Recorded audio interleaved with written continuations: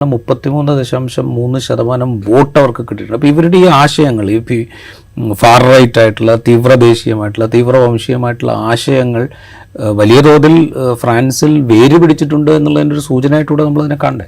തീർച്ചയായിട്ടും അതെ. ഈ വോട്ട് ഷെയർ നോക്കുമ്പോൾ താങ്കൾ പറഞ്ഞ കാര്യം വളരെ പ്രസക്തമാണ്. വ്യത്യസ്തമായൊരു ചിത്രമാണ് അവിടെ കിട്ടുന്നത്.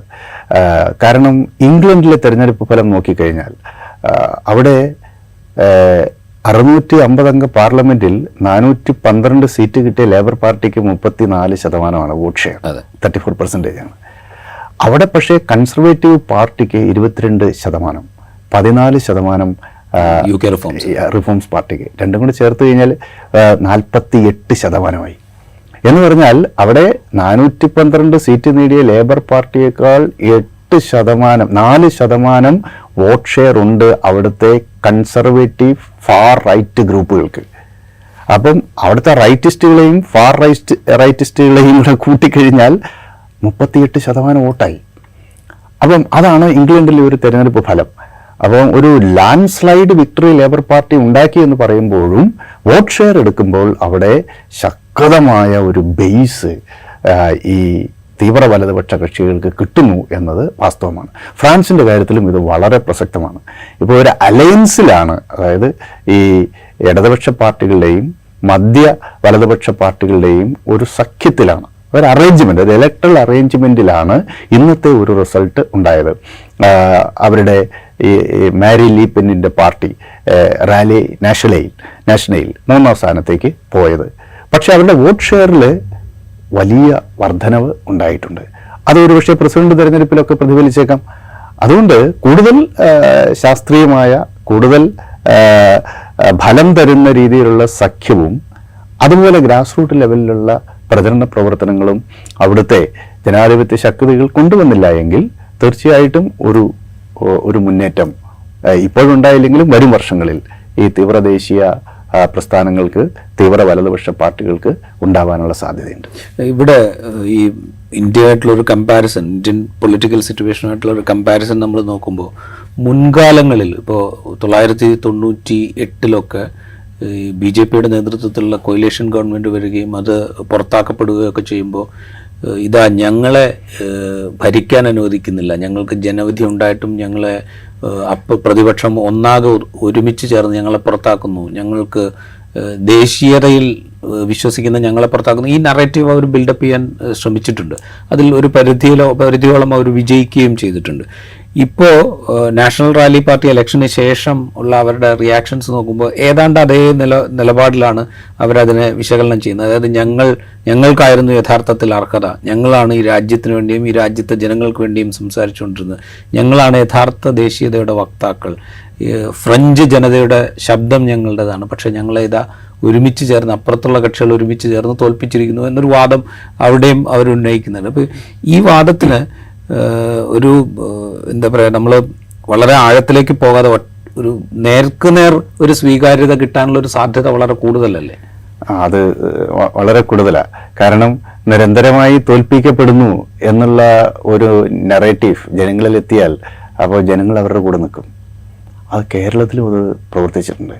നിരന്തരമായി തോൽപ്പിക്കപ്പെടുന്നു എന്ന ഒരു നറേറ്റീവിൻ്റെ പുറത്താണ് ഇത്തവണ BJPക്ക് കേരളത്തിൽ ഒരു മുന്നേറ്റം ഉണ്ടായത്. അത് സ്വാഭാവികമായിട്ട് വരും. ഇവരിങ്ങനെ എപ്പോഴും തോക്കുകയല്ലേ. കേരളത്തിലെ major political formation UDF, LDF, മറ്റവർ ചെറിയൊരു, ഇത് രണ്ടും കഴിഞ്ഞാൽ ഏകദേശം 90% തീർന്നു. പിന്നെ ഒരു ചെറിയ വിഭാഗമാണ്. അവരെത്ര കാലമായി ഇങ്ങനെ തോക്കുന്നു. ഇത് ഒരു ചെറിയ സഹതാപ തരംഗം ഉണ്ടാക്കാനുള്ള സാധ്യത താങ്കൾ പറഞ്ഞതുപോലെ ഉണ്ട്. ഇപ്പം താങ്കൾ സൂചിപ്പിച്ച പോലെ 1998 വാജ്പേയി 13 ദിവസം പ്രധാനമന്ത്രിയായി പുറത്തു പോയപ്പോൾ വ്യാപകമായി BJP ക്യാമ്പയിൻ ചെയ്തത് ഈ മനുഷ്യൻ എന്ത് തെറ്റ് ചെയ്തു എന്നുള്ളതായിരുന്നു. അത് യഥാർത്ഥത്തിൽ ജനങ്ങളെ വലിയ രൂപത്തിൽ സ്വാധീനിക്കുകയുണ്ടായി. എന്നാൽ വാജ്പേയി എന്തൊക്കെയാണെങ്കിലും അദ്ദേഹത്തിൻ്റെ ഒരു ഇമേജ് വളരെ ഇന്ത്യക്കാർക്ക് സ്വീകാര്യമായിരുന്നു. ഒരു ഹാർഡ് കോർ അധ്വാനി പോലെ അല്ലായിരുന്നു.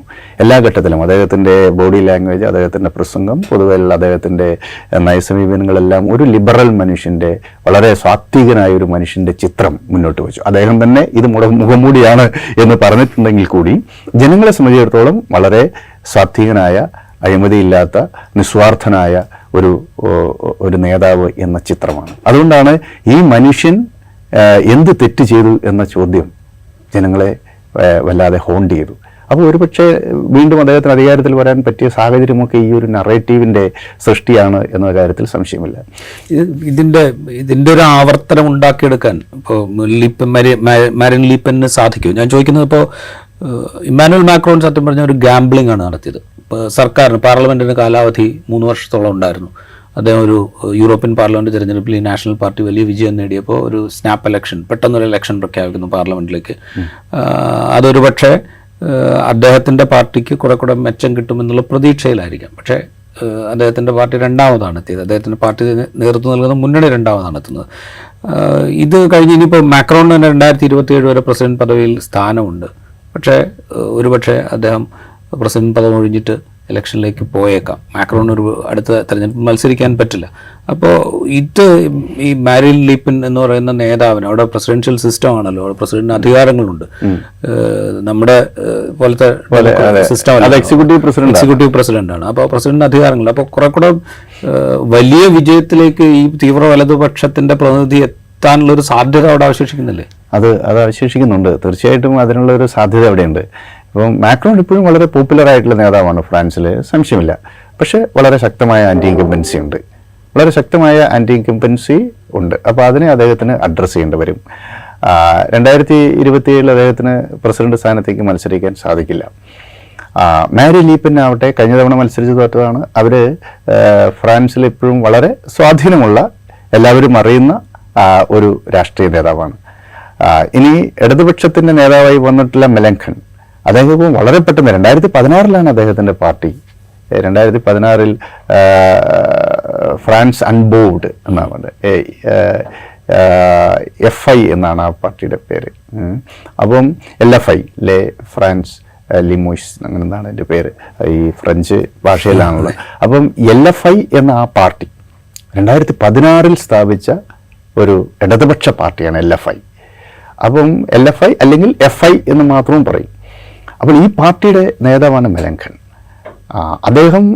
അദ്ദേഹത്തിന് പക്ഷേ ഈ മാരി ലീപ്പൻ്റെ അത്രയും യഥാർത്ഥത്തിൽ പോപ്പുലർ അല്ല അദ്ദേഹത്തിൻ്റെ പാർട്ടിയും ഈ ലീപ്പൻ്റെ പാർട്ടിയുടെ അത്രയും വലിയ പാർട്ടിയല്ല. ഈ ഇടതുപക്ഷ സഖ്യത്തിന് നേതൃത്വം നൽകിയത് അദ്ദേഹമാണ്. അദ്ദേഹം വളരെ കരിസ്മാറ്റിക് ആയിട്ടുള്ള ഒരു നേതാവാണ്. അപ്പോൾ ഇങ്ങനെയുള്ള ഘടകങ്ങൾ അവിടെയുണ്ട്. അത് വരുമ്പോൾ നേരിട്ട് ഒരു പക്ഷേ ഒരു ഫാർ ലെഫ്റ്റ് നേതാവായിട്ടുള്ള ആളും അതുപോലെ ലീപ്പനും തമ്മിലൊരു മത്സരമൊക്കെ വരുമ്പോൾ ഒരു പക്ഷേ ചിത്രം മാറിയേക്കാം.